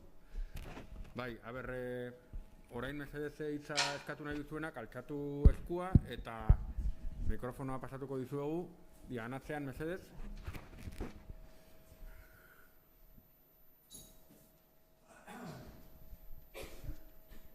Sí, yo... Está entzuten, Orain entzuten da? Sí, sí. Bai, orain entzuten bada... Bai. A ver, maravillosa la conferencia. Yo lo veo muy académico. A ver, si me explico. Académico. ¿Cómo? Académico. Yo, hasta el 87, estuve en la Icastola y tuve compañeros que militaron en ETA. El esquema era más bien antropológico, histórico-antropológico. No tiene nada que ver con grandes teorizaciones narrativas. Es bien sencillo. A ver, yo en el 87 me acuerdo que pues estaba Orreaga, las guerras carlistas, por supuesto éramos un país ocupado, colonizado, todo esto, y la línea de liberación la daba la alternativa CAS. Y estaba bien visto. Yo tenía un cura de Tolosa que nos decía que nuestro deber era militar en ETA, como vascos, y que el enemigo era España, y punto. Y eso es lo que vivíamos, día a día. Militar en ETA estaba muy bien visto. Yo te voy a contar una anécdota. Debatimos el asesinato de los niños del cuartel de Zaragoza. Yo me opuse, les dije, yo creo que ningún proyecto político se puede plantear matando críos. A mí me dijeron que era una guerra contra España. Lo mejor que he oído es de Mira Alcedo, honestamente. Yo, en la Icastola, nadie leía Lluís, nadie leía Una India, nadie leía Pertur, nadie leía Argala. O sea, era pueblo vasco eres de ETA, si no español, enemigo en potencia. Punto pelota. O sea, no había más. Y eso es lo que llevaba al activismo. Tenía prestigio. ¿Que los 70 había grandes civilizaciones? No lo sé, yo no las viví, desde luego. Al respecto. Sin más. ¿Me dejas que te haga una reflexión? Cada uno desde su vivencia personal. Yo he estudiado también en una Icastola y, bueno, pues puedo compartir algunas de las cosas que explicas tú. Desde luego, con la edad en la que uno está en la EGB entonces o en la ESO ahora, pues esa capacidad crítica brilla por su ausencia. Ahora, eso también se puede dirigir, potenciar o anular, eso es cierto, ¿no? Pero compartiendo parte de lo que dices tú, creo que cae un poco en el error de dejar de lado la responsabilidad individual de quien toma ciertas decisiones, también muchos de ellos alentados por sus familias, porque yo conozco también gente de mi clase que ha estado en ETA, que ha estado en la cárcel, algunos de ellos incluso fallecidos en actos de servicio o accidentes laborales, depende cómo lo veamos, pero siempre la explicación es esa, que es de alguna forma autoinculpatoria. Y yo quiero poner sobre la mesa que la gente toma sus decisiones de manera más o menos libre también y cada uno es responsable de las decisiones que toma, de los actos que hace y la responsabilidad individual siempre está ahí. Ahora, explicar que en un contexto más o menos, no sé, podríamos hacer un ranking de los terroristas de ETA, a ver quién ha estudiado en qué sitio y a ver si tiene más responsabilidad el movimiento de las Icastolas o la Iglesia Católica, que seguro que andan ahí. Bueno, es mi experiencia y no rebato lo que dices tú, ¿eh? Te podías salir por la tangente, que fue mi caso, pero no te podías posicionar en contra, porque tenía mucho apoyo social. Bueno, era incómodo, sí. A mí los de mi cuadrilla me han echado huevos, pero bueno, había que hacerlo, sí. Ya, bien, no, sí, no, pero es verdad, no era cómodo, pero bueno. Sí, pero lo que dices de la antropología, no sé si es el término, pero pues yo creo que sí que se acomoda. Es cierto que hay una enorme eficacia por parte del nacionalismo radical a la hora de proyectar algo que ya habían heredado, que no lo habían construido ellos, sino que ya venía heredado por un discurso que ha heredado el nacionalismo sabiniano a finales del XIX, principios del XX, y que ya tenía constructores anteriores durante el siglo XIX, y constructores varios, diversos y pintorescos, desde el carlismo hasta cierto republicanismo en ocasiones, o sea, eso de gu eta gutarrak, para entendernos rápidamente, ¿no? Y entonces lo que ocurre es que en un momento tan crítico como es la sociedad europea internacional de los años 60, la gran crisis cultural del 68, en lugar de haber ido las cosas aquí en una dirección muy moderna, curiosamente y por determinado tipo de circunstancias, pues van precisamente para ratificar una vez más esa profundísima antropología que tú has identificado con mucha precisión. Amigo-enemigo, blanco-negro, invadidos, colonia, etcétera. Pero los académicos somos así de pesados, y tienes toda la razón del mundo, porque tratamos de preguntarnos y no hubiera sido posible otra cosa. Y es que sí que hubiera sido posible otra cosa. Yo lo he dicho antes, si en el 72 y en el 77 no viene esa antropología que tú perfectamente has definido, hacerle el boca a boca a una ETA moribunda, quizás esto hubiera pasado a la historia hace 30 años antes de su final en 2011 o 2018. Sin embargo, circunstancias de la vida, la contingencia no es la casualidad y la fatalidad, la contingencia tiene que ver con el marco de posibilidades en que se produce la realidad. Había diversas posibilidades. Podían haber tirado por esa vía que indicaba Luis hace un momento del marxismo trotskista y haberse convertido en la LCR a todos los efectos, como de hecho apostaron por ello los mayoritarios. Pero resulta que los minoritarios son capaces de agarrarse y de prosperar en la esencia de un discurso, en la esencia de una posición, de un régimen que se radicaliza extremadamente y que vuelve otra vez a la curva de incremento represivo y le acaba dando la razón a una sociedad como era la sociedad vasca de mediados de los años 70. Esa interpretación tosca, esa interpretación que cuando la vemos nos resulta absolutamente insólita, increíble. Es decir, ¿cómo consiguieron hacer creer que esto era una colonia? Si no había más que mirar las empresas más importantes de este país, España, para ver quién era el dueño de las empresas más importantes, no del País Vasco, sino de España. La interpretación fue muy rápida. Esta era una colonia invadida por sus propios colonizadores. Esta creo que es una interpretación de Santi Bruar, que la tiene por escrito. Bueno, puestos, se puede comprar el producto. Es decir, la ideología tiene un efecto pernicioso y perverso que te permite no contemplar la realidad, sino adecuarla a tu gusto y manera, ¿no? Pero las cosas podían haber sido de otra manera diferente, ¿no? Y en ese sentido engancho con lo que dice Arkaich, ¿no? Al final, los vascos no estamos obligados por ninguna antropología ni milenaria ni centenaria. Los vascos, el resultado de la sociedad vasca será lo que los individuos humanos vascos sean capaces de hacer por activa o por pasiva en determinado momento. Si seguimos en la modorra y en la pereza de que esto ha sido así casi siempre, pues acabaremos poniendo un cuarto jalón en esa continuidad antropológica después de esos tres que he señalado anteriormente, se me ocurre. Sí, bueno, yo muy brevemente agradecer tu intervención. Me parece que ha sido muy interesante y que además apuntas en una cierta dirección que yo voy a hacer algún comentario. Bueno, decirte que estamos hablando de una época en la cual era una etapa de inflación de textos, de marxismo, leninismo, maoísmo, etcétera. En el texto, en cambio, tenéis otro texto de un tal Echave, que va por la otra dirección, que es de una llaneza y de una brutalidad y de una simpleza extraordinaria. Pero en aquel tiempo sí es verdad que en general, el caso de Pertur, por ejemplo, ¿no? Es decir, bueno, ETA y tal, pero era, en fin, un hombre preocupado por la teoría, etcétera, era bastante extendido. Luego va a haber una depuración, es decir, luego va a triunfar el activismo e incluso las actividades intelectuales dentro de ETA pasan a no estar bien consideradas. Lo importante es la acción, es lo que prima, en fin, es de nuevo recoger la idea de Echave. Eso por un lado. Por otro lado, sí me parece interesante una cuestión que tú has planteado. Cuando has dicho muy académico, efectivamente, es un problema. Es decir, aquí hay un problema, es decir, que yo creo que, digamos, nuestro trabajo como historiadores a la hora de construir los mitos, pues no sé si está muy bien, pero en fin, hemos hecho alguna cosa. La repercusión social que eso tiene, digamos, dentro de unos lenguajes, unos constructos sociales absolutamente implantados, es muy pequeña.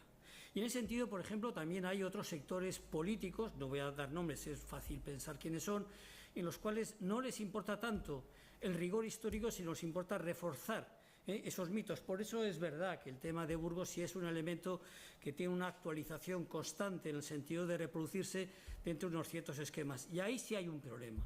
Hay un problema que yo a veces lo he hablado. Bueno, yo estoy aquí en nombre de la Fundación Mano India, pero podía estar perfectamente Alberto, porque lo hemos hablado muchas veces en el sentido de cómo socializamos determinados discursos que quizá desde el punto de vista intelectual están bien construidos, pero se tocan con un telón de acero que no penetra. Pues no penetra porque es la eficacia, ETA fue la salvadora, etcétera, etcétera, es la que ha entregado, se ha entregado a muertes, antifranquista, etcétera, etcétera. En cualquier caso, sí quería, quizá como un tema, es que he traído ese texto, porque me lo encontré, me parece muy interesante, la idea del absoluto, que cuando tú planteabas el tema de la Iglesia, como hay un elemento efectivamente de sustitución. Joseba Arregui habla de la necesaria secularización y cómo en aquel tiempo los militantes, y no solamente los de ETA, pero específicamente los de ETA porque mataban y podían morir también en esa acción terrorista, digamos, tenían esa idea de la entrega absoluta, una idea cristiana. Y traía un texto de Isco de la Iglesia, del año 70, precisamente, unas notas tan manuscritas, escritas así, muy, en fin, de manera muy compulsiva. Dice: estoy dentro de un pueblo en el que al que he comprendido, he tomado conciencia por medio de mi ambiente cristiano. Mi educación ha sido cristiana. Educación, por lo tanto, humano-cristiana, que supone entrega con mayúsculas total. Esa idea del otro. No es únicamente el texto, por ejemplo, de Eugenio del Río, del MK, dice, bueno, esto es algo que estaba también en formaciones de izquierda, pero en el caso de ETA, esa idea de, fíjate, son mártires, han entregado el absoluto, ¿no? Bueno, aquí está, y además es la idea de la transferencia a sacralidad, paso del cristianismo a la entrega de un ideal absoluto, ¿no? El daño de la Iglesia, es lo que quería apuntar, nada más. Me ha venido al pelo, quería introducirlo y de paso aprovecho. Bueno, gracias, Luis. ¿Alguna otra? Aquí Gorka, ¿alguien por ahí más cerca? ¿No? ¿Sí? Muy cortito. Yo quería preguntaros dos preguntas muy cortas. Estamos hablando de antes del 68, vamos hasta la muerte de Franco más o menos. Tema que conocemos muchos que estamos aquí porque militábamos en esa época y en el 72 yo era de ETA sexta además. Quería decir, la situación internacional de los años 68, 69, 70, ha citado la guerra del Vietnam, podemos citar la revolución de estudiantes en México, mayo 68. La mayor parte de los dirigentes de ETA ya estaban en Francia, ya estaban en Iparralde, me acuerdo de José Mari Scubi, que también fue uno de los grandes líderes de ETA de los años 60 y que después efectivamente rompe a partir de Burgos con Sayoa, etcétera, se nombran muchas cosas, podemos contar muchas cosas y durante muchas horas del tema sexta y ataques de apartamentos en París, etcétera. Esa situación internacional y el popurrí que había dentro de ETA con el marxismo, el leninismo que nos hacían leer de todo más en esa época, tiene una importancia importante. Y volviendo después del atentado de Carrero Blanco, tú has hablado de calma chicha, entre Arias Navarro que llega, la confusión total que había, pero hay dos elementos también que yo creo que hay que tener en cuenta. Franco ya en el 74 empieza a ingresar en los hospitales. Eso puede paralizar políticamente cualquier pequeño cambio que se produce, o la presión europea que estaba detrás para que hubiera una transición también tuvo su influencia para llegar donde llegamos al final con Adolfo Suárez. Hombre, por enganchar con lo último que planteas, yo creo que más que presión europea, que también la había, algunas veces se plantea la hipótesis de que se pudiera haber llegado a un franquismo sin Franco. Ahora que está de moda las democracias iliberales, por desgracia, pues nos podríamos haber inventado en España una democracia iliberal a la altura de mediados de los 70. No hubiera sido tan disparatado. Lo que acabó ocurriendo no era lo inevitable. Pero yo creo que en general nuestros vecinos europeos eran ya muy exigentes con España. Esta era una dictadura que duraba ya casi 40 años. Después de Grecia y de Portugal ya era la última, ya era la excepción. se habían tenido que tragar el sapo después del 45 en Potsdam y luego ya con el inicio de la Guerra Fría, digamos que era muy difícil que se la perdonaran a España, la España franquista, obviamente. Eso por un lado, pero yo creo que más incluso que la propia presión de las cancillerías europeas, yo creo que había más conciencia. El franquismo a la altura del 74 y el 73 es disfuncional. Es decir, ya no sirve a aquellos grupos hegemónicos o favorecidos que lo han detentado durante muchos años. Y entre otros grupos a los que no sirve es al propio grupo de empresarios, de importantes empresarios españoles. La crisis del 73 ya ha empezado. El franquismo se ha limitado a mirar para otra parte, contenerla de alguna forma, pero la crisis ya está ahí. La única posibilidad es la posibilidad europea. Esa clase media, entre muchas comillas, que ha generado el propio desarrollismo de los años 60, tiene establecido su anhelo en Europa, su expectativa es Europa. Europa es un término genérico, Europa son las suecas que van a Benidorm, pero la Europa es la Europa de las libertades de alguna forma. Entonces, digamos que eso es lo que acaba moviendo y eso es a lo que no puede responder. No podía responder Carrero, lo he descrito antes, no es descripción mía, es de Antonio Elorza, un integrista, pero un integrista del siglo XIX. Carrero no podía dar solución a eso, pero Franco mucho menos. Franco, además, como bien has dicho, a partir del verano del 74 con la tromboflebitis, lo he dicho bien, entrando y saliendo del hospital, era un hombre a lo más que podía aspirar era morirse en paz y dejar lo que había hecho durante 40 años sin alterarlo mucho más. Franco, de hecho, es el que impide el desarrollo de la ley de asociaciones cuando se está discutiendo antes. Es el que le dice discretamente a Torcuato Fernández Miranda: no discuta con ellos, lleve la nave a un puerto seco y deje que se consuma ella sola, ¿no? Es la manera de gestionar el tiempo que tenía el caudillo, ¿no? Y la primera pregunta no sé cuál era, pero sí, es muy interesante. Es muy interesante. De hecho, por ejemplo, ahora se va a leer una tesis sobre el tema de las culturas de la violencia en las formaciones de izquierda. El texto de Eugenio del Río, dirigente del MK, lo que plantea es cómo ellos asumen la cultura política de la violencia. No la ejercitan, dicen no es el momento, etcétera. Es algo que está absolutamente... Sabrás de lo que estoy hablando porque yo, de alguna forma, participaba de esta idea. No, es decir, había una exaltación de la violencia efectivamente por un conjunto de elementos, como tú has señalado, ¿no? El 68, movimiento anticolonialista, Frantz Fanon, Argelia, Vietnam... Checoslovaquia, es decir, había efectivamente un elemento en el cual la violencia no estaba desechada, es decir, había un elemento positivo, una consideración favorable. Lo que pasa es que, repito, es decir, ese día no es el momento, el caso del MK, formación importante, pero otras lo mismo, ¿no? Yo esto lo hablo con Teo, ¿no? Y es verdad, bueno, la tesis tradicional que defiende Aragüisca es que ETA, adopta una decisión en un Biltzar-Chipía y dicen, pues después de Xavi Etxebarrieta tenemos que tomar una reacción, etcétera. Yo creo que era fundamental llevar o no llevar armas. Es decir, claro, si a ti te detienen y tú vas con un arma, pues, en fin, la usas o si no, pues bueno, lo que te cae encima es mayúsculo, ¿no? Los que decíamos, sí, la violencia tal, no sé qué, había una romantización, digamos, de la violencia en aquel tiempo, una consideración favorable a lo que eran los movimientos violentos en todos los sentidos. Una simpatía, en principio, ¿no? O sea, por parte de las formaciones de izquierda, lo cual yo creo que es un elemento que hay que destacarlo, hay que destacarlo y, por lo tanto, hablar autocríticamente de lo que hacíamos algunos, no todos, y en el libro se lee un texto que además lo cito por la persona de la cual se trata, que por lo menos es recordada, en fin, con un cariño brutal por parte de algunos. Dice este texto, que luego diré el autor: José Luis López Lacalle, luego asesinado por ETA en mayo de 2020, fue detenido en el verano de 1966 acusado de pertenecer al Partido Comunista y participar en la formación de comisiones obreras en Guipúzcoa, torturado personalmente por el comisario Melitón Manzanas y encarcelado en diversos penales hasta el año 1971.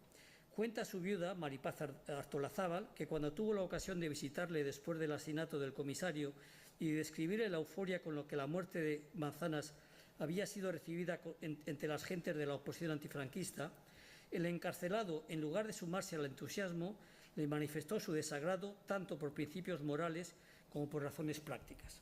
José Luis. Bueno, en cualquier caso hay que decir, y aquí también hago referencia a algún familiar mío, en aquel tiempo las críticas que se hacían eran críticas no desde criterios morales, desde la izquierda o de cierta izquierda, en este caso el ejemplo de José Luis no apunta en esta dirección, sino, como decía José Ramón, por criterios utilitaristas. Es decir, no había una crítica moral hacia ETA. El hecho de matar está mal, esto nos plantea otro dilema, matar dictaduras, pero en fin, en cualquier caso, la crítica no era hacia, cuando se hacía crítica a ETA, no era por criterios morales, que es lo que tendría que haber sido, y aquí también entra nuestra propia autocrítica, creo, es mi opinión, sino por criterios utilitaristas. Ahora bien, repito, con la excepción del Partido Comunista, que efectivamente dentro de la izquierda dice no, la violencia es algo rechazable, no entramos, está con la idea de la reconciliación nacional ya del año 56, o sea, con un proyecto político, y a mí esta frase o esta historia que cuenta Ignacio Latierro en su texto aquí me parece muy elocuente de alguna forma de una opción política que efectivamente está ya no por la cultura de la violencia, que cuesta romper. La cultura de la violencia es una cultura muy extendida, muy asentada en España durante muchos años y cuesta romper con ella. Y desde luego, dentro de esta circunstancia que estamos hablando, 68, Argelia, etcétera, etcétera, pues todavía va a arraigar más entre ciertas formaciones de extrema izquierda. Creo que estamos de acuerdo. Jorge, ¿te importa? Detrás tuyo han pedido antes y luego Jorge. Bueno, desde luego agradecer a los intervinientes, pero ha sido muy interesante. Yo tengo una cuestión muy menor y casi muy personal. Es una duda que lleva conmigo desde lo de Carrero Blanco, ¿no? Y ya que tengo la ocasión de tener aquí grandes expertos, quiero conocer su opinión, a ver si me resuelven esa duda. Uno ya va cumpliendo años, ya tiene la primera vacuna puesta, todo esto, ¿no? Sí, pero somos los que más tarde nos las van a poner las dos, pero bueno. Bueno, dicho esto, ¿qué pensáis en este relato de las horas y los días en el que se establece este análisis del atentado, la imagen de un Franco en el funeral dando la mano a la mujer de Carrero, llorando a lágrima viva, y la frase que suelta en el discurso que da de fin de año, relatando o refiriéndose al adagio popular de que no hay mal que por bien no venga? Todavía no sé yo, por mucho que he leído, si eso es una frase inocua o, por el contrario, esconde algún mensaje o alguna indicación del invicto caudillo entonces. Pues te vas a ir para casa igual. Supongo que no habrá gallegos en la sala y entonces podemos apelar al galleguismo sin insultar a nadie, ¿no? Sin menospreciar, ni mucho menos, que no es la intención, lógicamente, ¿no? No, es cierto lo que dices, se ha quedado esa frase.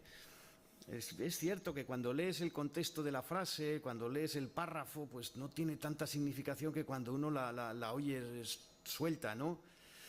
Pero es insólito, vamos, no se entiende muy bien a cuento de qué viene, ¿no?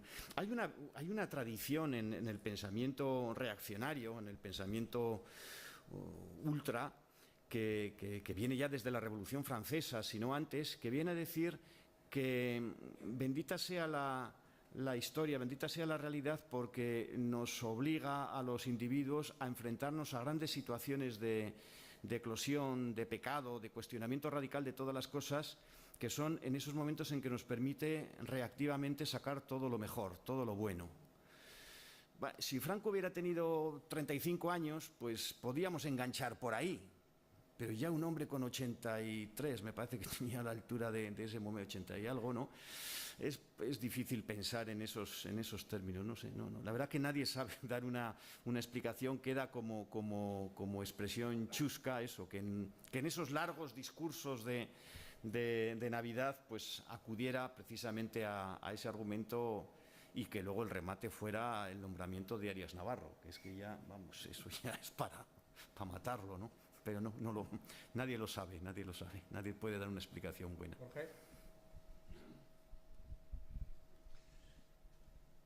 Yo creo que en este tipo de debates y en los tiempos que corren convendría siempre empezar por una premisa, que es que no hay ninguna justificación ni es difícil entender por qué hubo violencia en Euskadi en los años 70 y lo que lamentablemente vino después.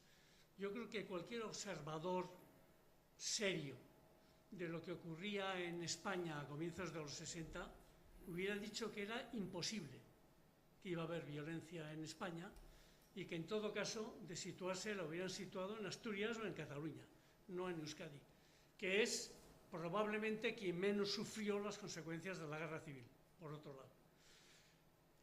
Una segunda cuestión es que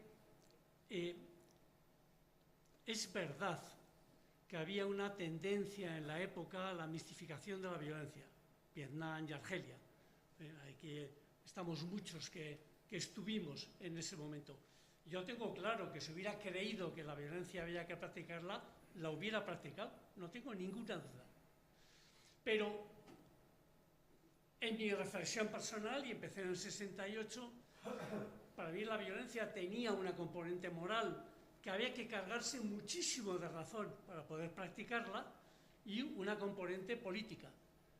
Has mencionado, Luis, el término utilitarista. No, la justificación política del por qué. Yo creo que la resistencia francesa en el 42 estaba perfectamente legitimada en usar la violencia contra las tropas alemanas que les invadían, aunque a su vez se sabía cuáles eran las consecuencias de represalias posteriores. Yo estaba allí y mi crítica a la muerte de Melitón Manzanas era una crítica política y mi crítica a la muerte de Carrero Blanco, al asesinato de Carrero Blanco, era una crítica política. Ninguna conmiseración del tema de la violencia, siempre en contra, y además hay que volver a insistirlo hasta la saciedad. El atentado de Carrero Blanco nos destrozó a los que en ese momento en España estábamos detrás del sumario 1001 inmovilizados. Tú has hablado del frío. Fui la primera persona que la policía fue a buscar en Valladolid en esa época.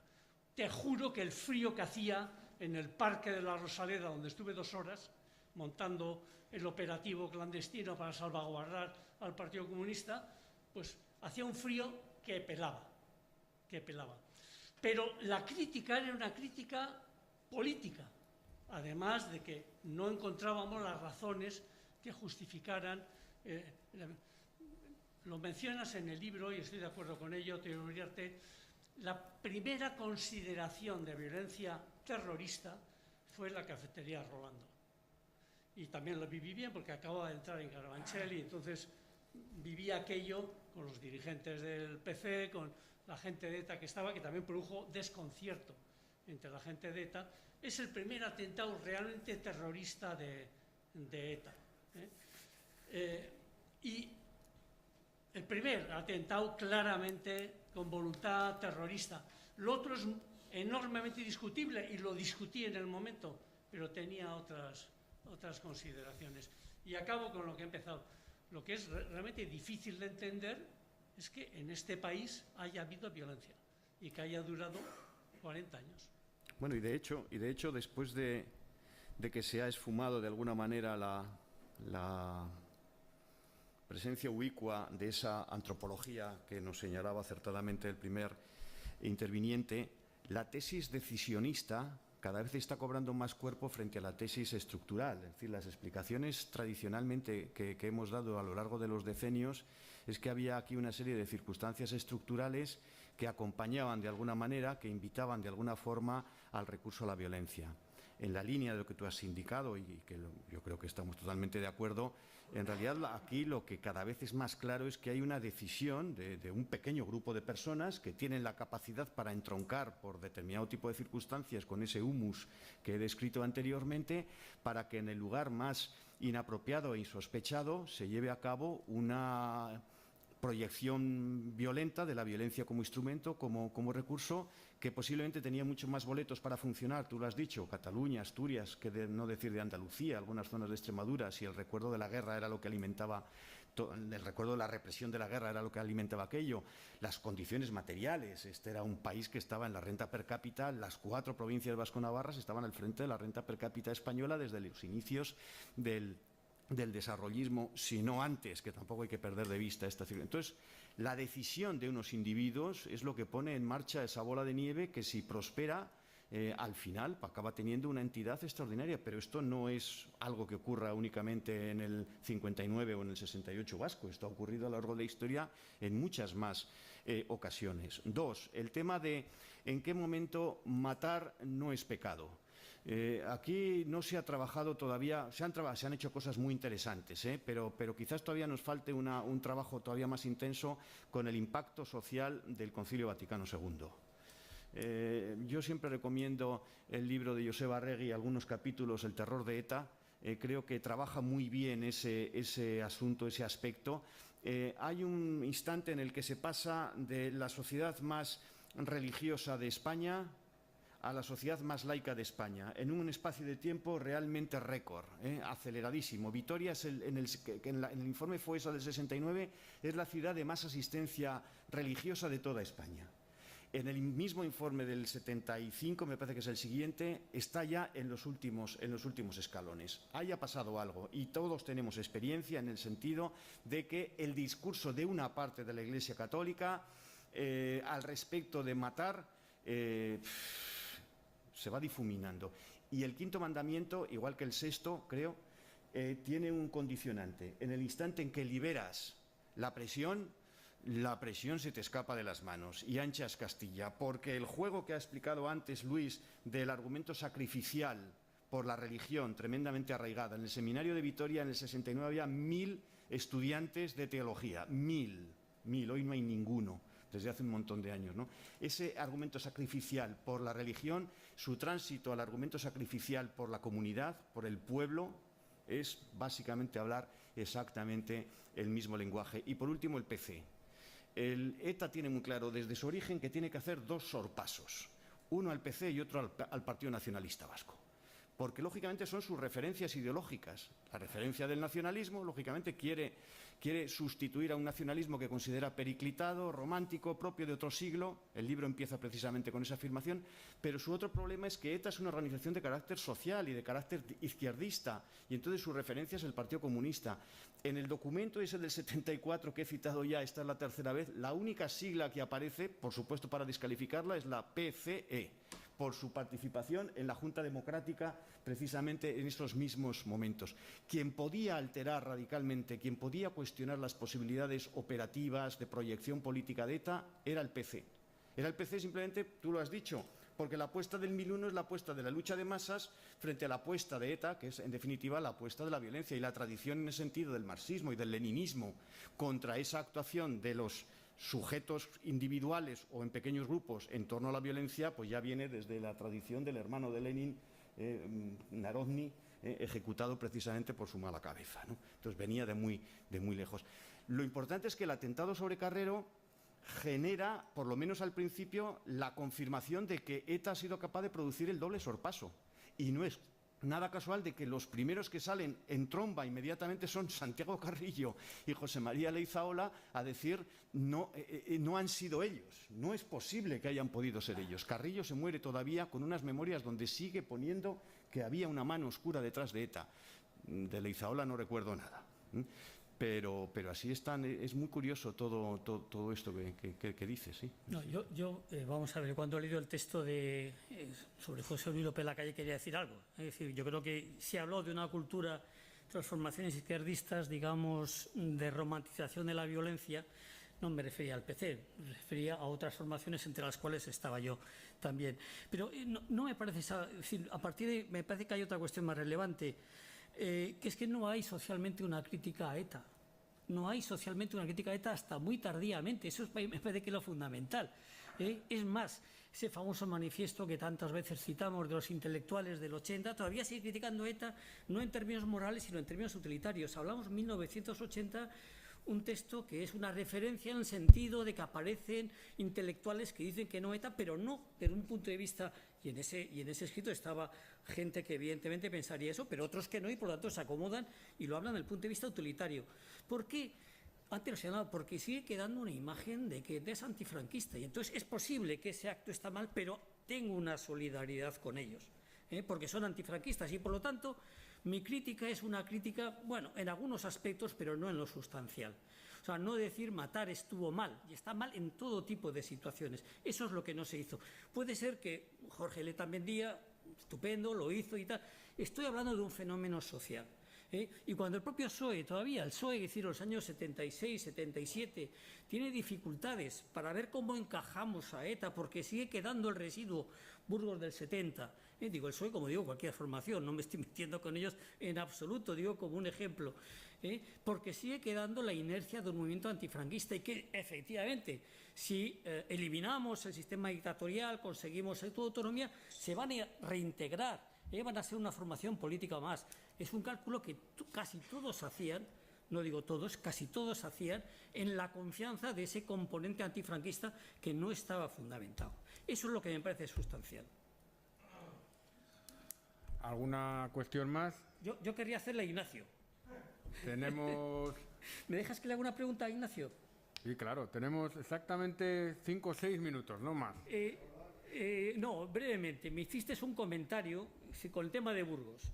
Escuelas sociales, Guipúzcoa, tú, digamos, miembro del Partido Comunista, el impacto que tuvo Burgos en el sentido de repente aparecer dos fenómenos, me parece, creo recordar que me dijiste, nacionalismo como una idea muy potente y ETA detrás. ¿Es verdad esta interpretación que hago de lo que tú me dijiste? Hay una cosa que me ronda en la cabeza, a raíz de lo que decía Antonio, de los momentos en los que ETA incluso estuvo en riesgo de desaparecer. Pero claro, eso es si hablamos de ETA como organización, estrictamente como organización. Algo que a mí me ronda cada vez más en la cabeza es que incluso ya para diciembre del 70, para el momento del proceso de Burgos, hay un entramado civil, una ideología, una cierta hegemonía social que se ha implantado ya, que es la que explica la respuesta social, la respuesta civil al proceso de Burgos. En las historias de la época, la actuación de la policía, todavía los culpables de la movilización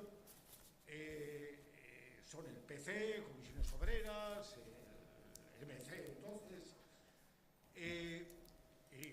incluso la debilidad organizativa de ETA hace que se siga pensando en esos términos, ¿no? Incluso, lo he citado muchas veces, Paco Letamendia, en la primera edición de su historia del País Vasco y de ETA, acaba diciendo que, frente al proceso de Burgos, nada sospechoso ni simpatizante del PC, de que frente al proceso de Burgos, quienes llevaron la batuta de la protesta fueron el PC y Comisiones Obreras, mientras que ETA estaba desaparecida.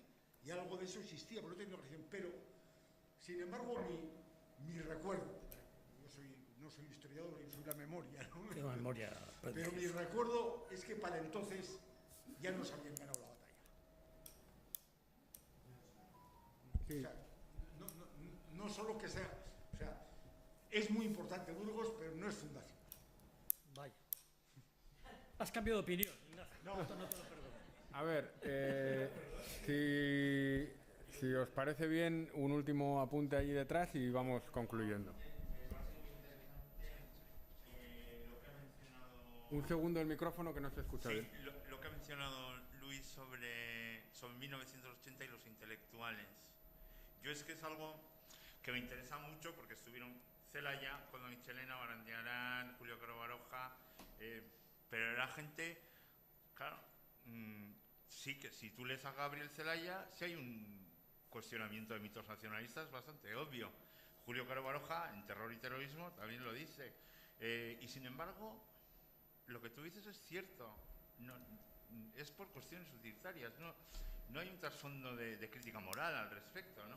Que es sorprendente eso en la sociedad vasca, la que yo viví hasta la muerte de Txomin Iturbe, era algo heroico militar en ETA, ¿no? Entonces, pues no sé, ese humus que dice Ignacio va más allá del mero... unos chavalillos que se montaron la historia, quiero decir, es que claro, es que tenía muchísimo apoyo social, es que claro, tenía que haber una ideología detrás, tenía que haber una justificación histórico-antropológica detrás que justificase la violencia, etcétera, etcétera, etcétera, etcétera, etcétera. Si no, yo no me lo explico. Quiero decir, no me explico 50 años de violencia al respecto. Claro, ahí está, un poco la reflexión. ¿Sí? Gracias. Bueno, si no hay ninguna otra cuestión, yo por concluir espero que este tránsito por el contexto, el hecho histórico concreto, el legado y el posterior debate, pues os haya resultado interesante y tan placentero como para mí, que desde los que circunstancialmente tenemos una responsabilidad pública, es un verdadero placer poder fomentar este tipo de debates y, bueno, y promocionar también las publicaciones, ¿no? Que yo creo que, aunque no soy muy bueno en marketing, pues el que no lo tenga, no lo haya leído, que se haga con uno de ellos, a ser posible pagando. Y que pasen por Lagun. Estupendo. Y bueno, si no hay nada más, eskerrik asko etortzeagatik eta beste bat arte.